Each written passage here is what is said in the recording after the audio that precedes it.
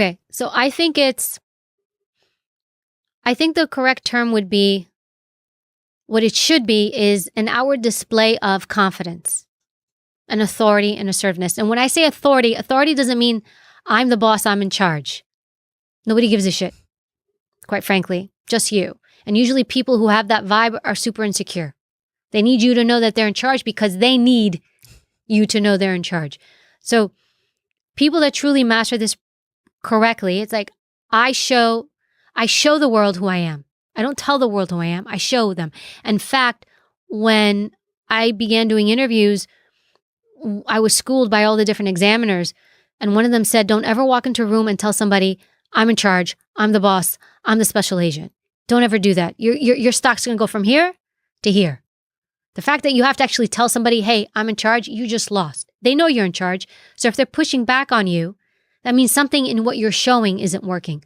So you have to show strength. That's the word. Reputation today matters more so than it ever mattered before, because now your reputation's online. It's everywhere. Where before, typically you'd have to know somebody to say, oh, I know this person. I know that. I know ەوی. This is what my experience was.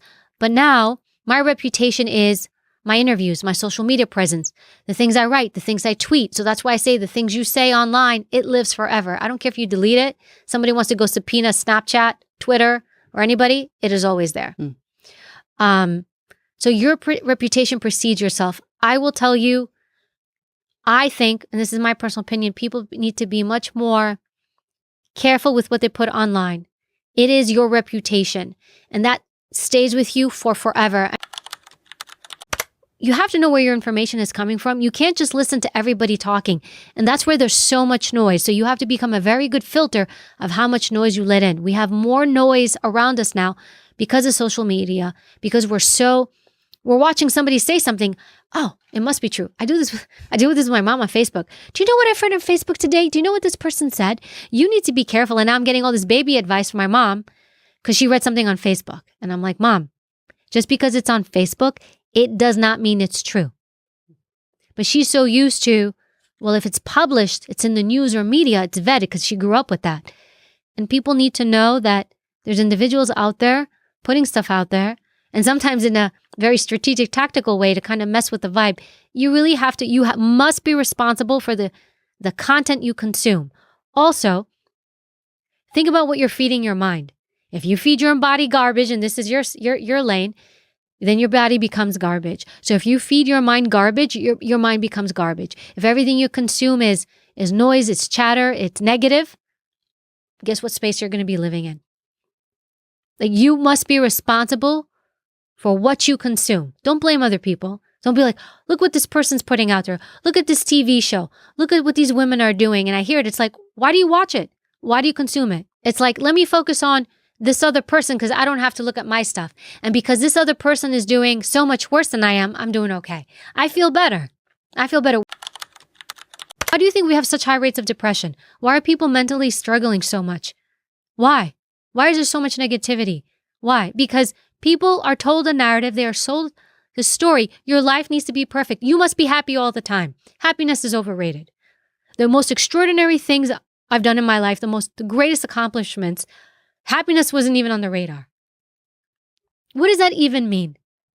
I've lived a life of fulfillment, but if we expect to live in this state of bliss, you will be disappointed, you will be depressed, you will be let down time and time again. Your life will feel meh.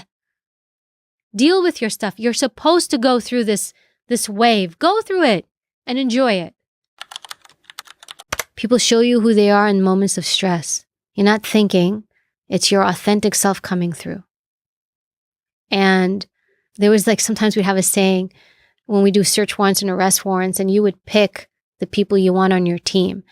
And it was very crucial because you wanted someone that you knew if there was gunfire, they weren't going to leave you. They weren't going to panic and go. And I think that's how you measure grit and resilience and strength. It's not loud. Everybody thinks heroism is loud and courage is in your face, and I'm going to write you this tweet and I'm going to tell everybody how strong I am. It's silent. It's quiet. Truly powerful people don't need to flex in any way. They just know what they are. They flex only when they need to. So bold manner and bold action are not the same thing. Say that again.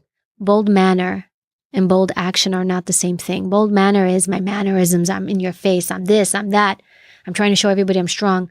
But taking bold action in a moment when you need to, that's different. Because I can be a quiet person and a silent person, but when the moment needs for me to step up or take action, I take it. But people confuse those things.